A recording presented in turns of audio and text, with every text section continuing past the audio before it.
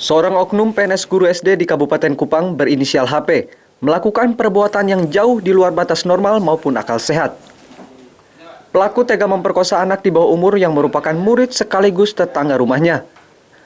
HP merupakan warga desa Kaunuki, Kecamatan Takari, Kabupaten Kupang.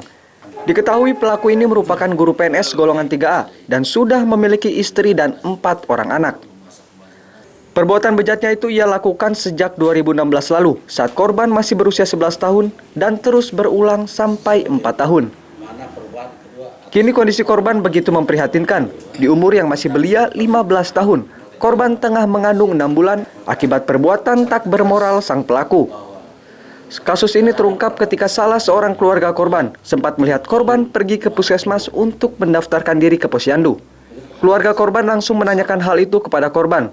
Tak disangka ternyata pelaku yang membuat hamil korban adalah HP, oknum guru SD sekaligus tetangga korban.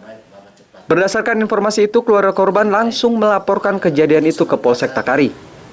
Menerima laporan pengaduan dari korban dan orang tuanya, kami lakukan penangkapan dan malam itu juga kami berhasil mengamankan yang diduga pelaku yang berinisial HAP.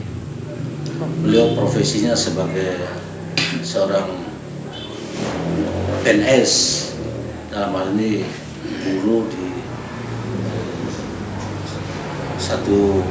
sebuah SD di desa Kaunuki.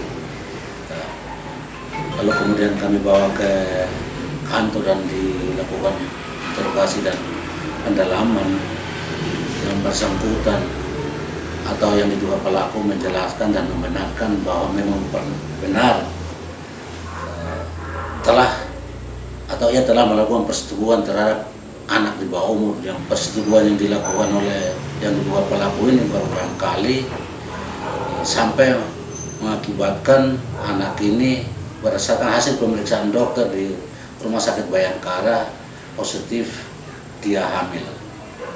Usia kandungan itu kurang lebih 6 bulan, hampir 6 bulan.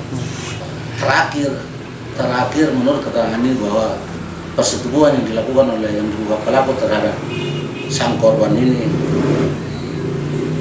pada tanggal 19 Desember 2019 yang lalu.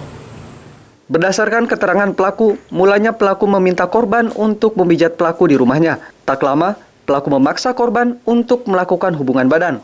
Saat itu korban sempat melarikan diri, namun pelaku mengejarnya dan mengancam korban. Selama 4 tahun, korban kerap kali diancam akan dipukul jika memberitahu kejadian ini kepada orang lain. Beliau memanggil anak ini karena sudah dianggap keluarga bertetangga, notabene bertetangga, memanggil untuk memijit bahunya di dalam rumahnya. Pada saat anak ini datang, beliau ada di tempat tidur dan menyuruh anak ini mijit. Muncullah mungkin godaan setan terhadap para tersangka ini sehingga berubah pikiran. Awalnya anak ini lari keluar, tapi tersangka mengejar dan tarik masuk kembali mandikan di tempat tidur. Dan kemudian setelah itu terjadi, keesokan harinya masih terjadi sampai terakhir tanggal 19 Desember 2019.